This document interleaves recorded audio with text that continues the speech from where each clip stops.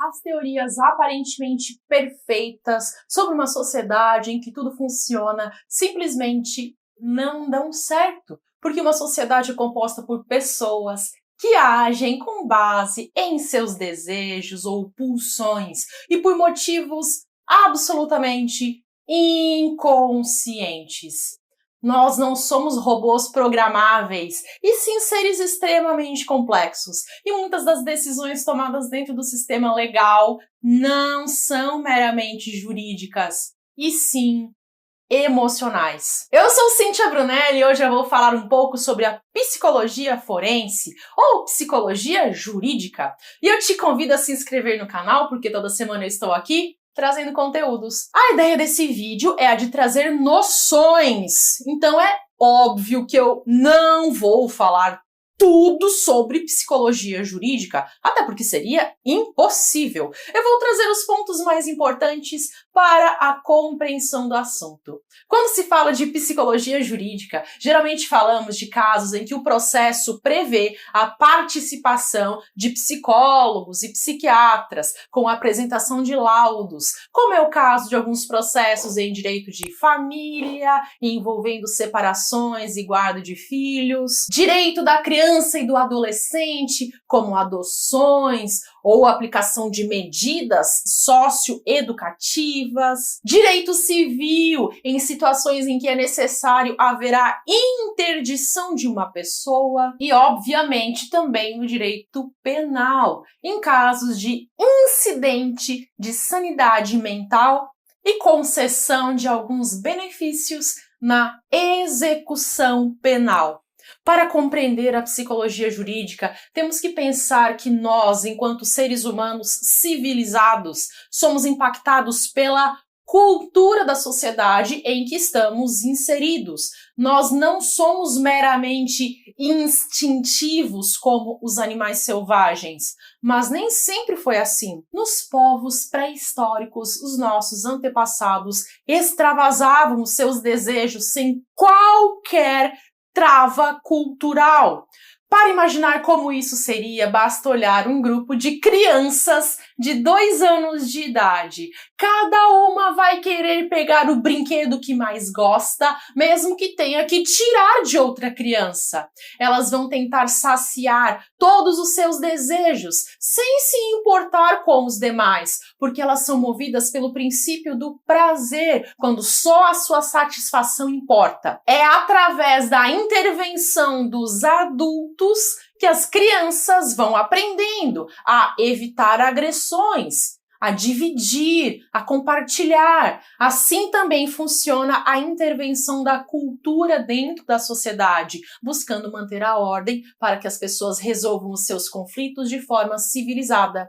A pessoa aprende que nem tudo é possível e que é preciso respeitar limites. Essa adaptação é a forma de manter a vida social, pois ela exige valores, como o respeito pelo outro. E a vida social também proporciona benefícios, como o sentimento de proteção e de solidariedade que você não tem quando vive uma vida isolada. Viver em sociedade tem o seu preço, que é exatamente abdicar dos desejos antissociais. Aqui se estabelece um conflito inevitável entre a renúncia dos desejos animais e os benefícios da vida em sociedade. E o sujeito, para refrear os seus desejos ou pulsões antissociais, deve estar submetido a vários sistemas de repressão. Para entender essa parte, eu vou explicar sobre a estrutura psíquica humana descrita por Freud, que seria a divisão em id, ego e superego. O id é a parte animal, que é inconsciente e não é submetida à cultura. O id não tem moral, ele apenas busca a própria satisfação. O id é a busca por prazer. Basta pensar em uma criança de 2 anos. Ela quer o seu próprio bem-estar, nem que para isso ela precise arrancar o brinquedo das mãos de outra criança. Enquanto isso, o superego é o contrário do id. O superego são os códigos que nós seguimos com regras construídas a partir da cultura. Em nossa primeira infância, nós não temos superego. Então, quem cumpre esse papel são os nossos pais ou cuidadores. Eles impõem os limites daquilo que a criança pode ou não pode fazer, porque a própria criança não tem condições de fazer isso por si mesma. E por fim temos o ego, que busca a harmonia entre os desejos do id e a repressão do superego. É como se o id dissesse: eu quero, eu quero, eu quero, eu quero, eu quero. O superego respondesse: não, eu não posso, eu não posso, eu não posso. E o ego ponderasse: eu preciso agir com cautela. Resumindo, todos nós temos uma parte mais animalesca e instintiva, que é o id, mas que é reprimida em parte pelas regras da sociedade, que formam o superego, que é justamente essa repressão que permite que nós vivamos em sociedade. Porque se a gente seguisse somente os instintos, a vida social seria impossível. E eu não preciso nem dizer que o direito, com as suas variadas normas, age como um instrumento de repressão das pulsões do desejo para manter a sociedade dentro dos limites civilizatórios.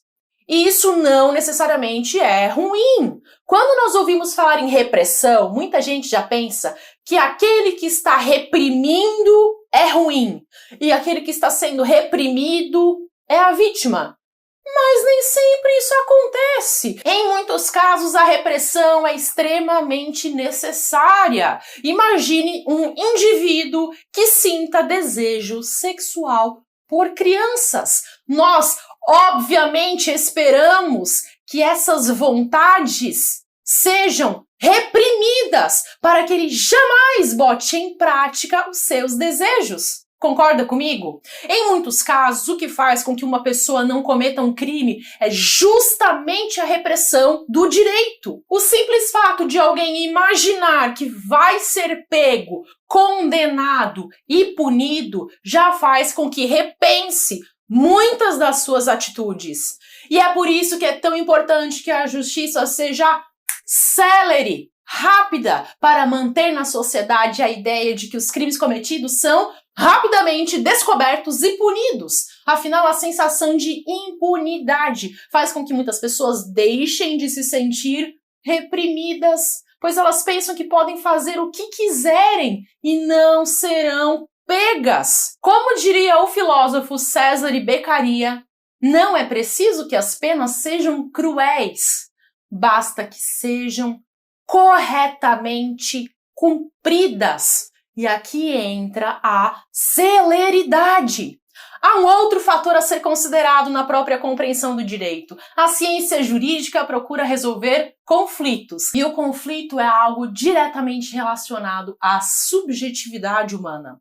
Determinado fato pode ou não gerar conflito dependendo da estrutura mental do sujeito. Eu vou dar um exemplo que é um pouco polêmico, mas é para você compreender. Imagine que um sujeito chamado Juliano tenha um vizinho gay chamado Bruno. Eles moram no mesmo prédio e são vizinhos de porta.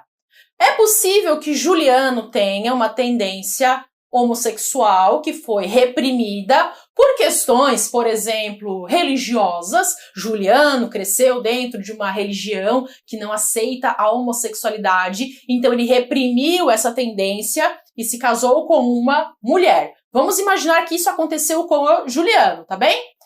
E o fato dele ter essa tendência homossexual, ainda que reprimida, pode tornar insuportável a presença do vizinho Bruno. Só que, obviamente, o Juliano não vai admitir isso para as outras pessoas e, às vezes, nem mesmo para si próprio. E aí pode ser que ele queira expulsar o vizinho Bruno do condomínio sob o argumento de que o vizinho, por ser homossexual, não é uma boa influência para as crianças. sendo que lá no fundo o motivo é outro. E o direito, por si só, não tem condições de compreender sozinho os reais motivos de um conflito. Uma coisa é decidir o conflito, impondo uma solução, e outra coisa bem diferente é resolver o conflito, fazendo com que as pessoas convivam de forma pacífica. Vou explicar em outras palavras. Mesmo que no processo o juiz deu uma sentença dizendo que não tem nada demais em haver um morador gay e o condomínio não pode impedir a existência de um morador homossexual, pois Bruno não está infringindo nenhuma lei, isso não vai resolver o conflito interno de Juliano, pois a questão aqui não é meramente jurídica, e sim psicológica. E essas questões psicológicas permeiam todo o direito. Ao começar a estudar o direito, nós temos a tendência de pensar que o sistema legal deveria ser como uma fórmula matemática ou como uma ciência exata, em que 1 mais 1 é igual a 2. E como eu sempre digo no curso Primeiros Passos no Direito, e digo também aqui no canal, o direito está bem longe de ser uma ciência exata. Em alguns ramos é possível aplicar o direito de forma mais pragmática, como por exemplo no direito financeiro e tributário, em que lidamos mais com números do que com pessoas. Mas em diversos ramos, como no direito de família, é preciso haver uma sensibilidade extra, pois lidamos com vidas em toda a sua complexidade. Para definir quem irá ficar com a guarda de uma criança, por exemplo, é preciso fazer uma análise, não apenas de quem possui maiores condições financeiras e disponibilidade de tempo, mas também de quem tem mais equilíbrio e amorosidade para cumprir essa tarefa. Outro exemplo em que podemos observar a importância da psicologia é para conseguir compreender a situação de mulheres que são agredidas por seus parceiros e que depois imploram para que eles sejam soltos. Em muitos casos, existe dependência econômica do parceiro, mas sabemos que nesses casos também existe uma enorme dependência emocional. A resposta dada pelo direito penal de prender ou soltar é muitas vezes ineficaz diante desses casos, ou até mesmo piora as situações, como nos casos em que a mulher é agredida e depois ela deixa de denunciar por medo que ele seja preso. Eu não estou aqui dizendo que seja errado prender o agressor. Não é disso que se trata. Eu estou apenas levantando essas questões para você entender como as situações podem ser muito mais complexas do que simplesmente prender e soltar uma pessoa. Será que nesses casos de violência doméstica não haveria outras soluções mais pedagógicas, talvez envolvendo acompanhamento psicológico? Deixo aqui a reflexão. Isso demonstra a total necessidade do direito conviver com outras áreas do conhecimento, como a psicologia. E o próprio juiz, enquanto ser humano, também é influenciado por suas próprias questões psicológicas. Juízes não são neutros, porque, como eu já expliquei em outros vídeos, neutralidade não existe. O juiz deve ser imparcial, no sentido de que ele não deve ter vínculo ou relação com as partes do processo. Mas ele jamais vai ser neutro, porque todo ser humano carrega as suas próprias visões de mundo. No momento em que o juiz está analisando as provas do processo, ele vai, sim, ser influenciado pela sua própria história, suas vivências e seus valores, sejam eles quais forem. Existem fatores não jurídicos que influenciam a sua atuação profissional. Imagine, por exemplo, que o juiz seja racista e uma das partes do processo seja negra. Talvez a sentença seja diferente de como seria se a parte fosse branca. Existe também uma vinculação emocional do magistrado com o conteúdo do processo. Imagine que o juiz seja filho de um pai alcoólatra.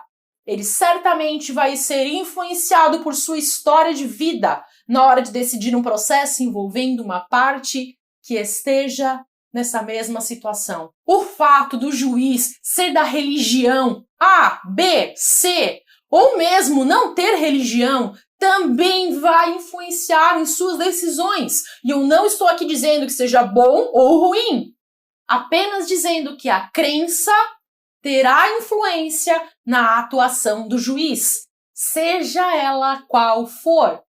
E o advogado que for inteligente pode até mesmo utilizar esses conhecimentos de psicologia para conduzir o juiz a fazer aquilo que o advogado quer que ele faça. Imagine, por exemplo, que o advogado entre com um pedido de reintegração de posse, com um pedido de liminar para retirar uma pessoa de um imóvel invadido.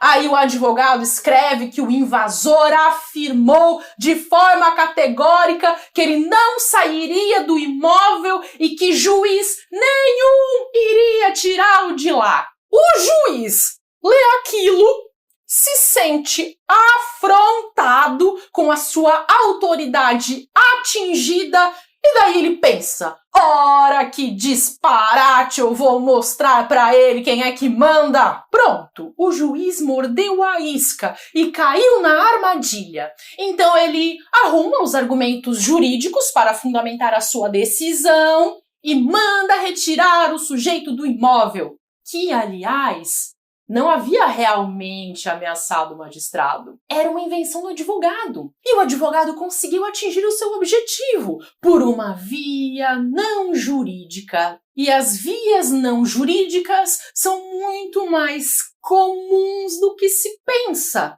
O positivismo jurídico tentou separar o direito dos demais campos do saber, mas ao tratar com seres humanos, tratamos também de todas as suas complexidades, que não são poucas.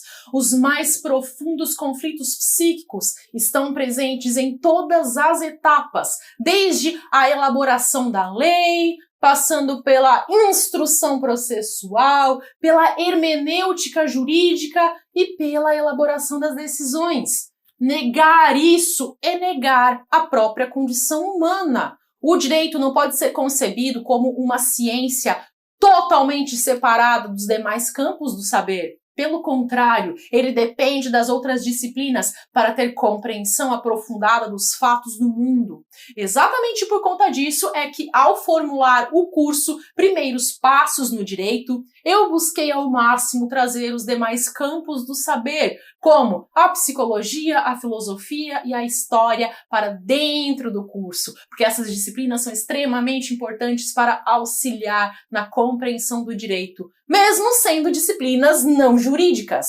O direito não está dentro de uma bolha e nem pode estar. Para compreender com profundidade o direito, é preciso pensar fora da caixa e incluir em seus estudos esses conhecimentos que vão além da simples leitura das leis e dos códigos. O direito vai muito além das leis. O link do curso Primeiros Passos no Direito está na descrição desse vídeo e ele é a opção ideal para quem já está exausto por achar o direito difícil de entender e quer uma opção fácil de acompanhar e aprender. Você que está iniciando os seus estudos e já percebeu que os livros e as aulas são muitas vezes complicados de assimilar e eu sei como é isso. E é por isso que eu te convido a assistir ao curso Primeiros Passos no Direito. Clique no link que vai estar disponível para você na descrição desse vídeo e se inscreva. Você também pode acessar o meu site, cintiabrunelli.com.br.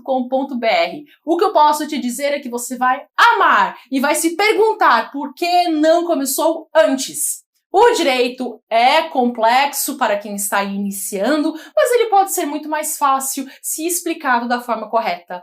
Essa é a minha proposta, tornar o direito fácil de entender e assimilar, acessível a qualquer pessoa.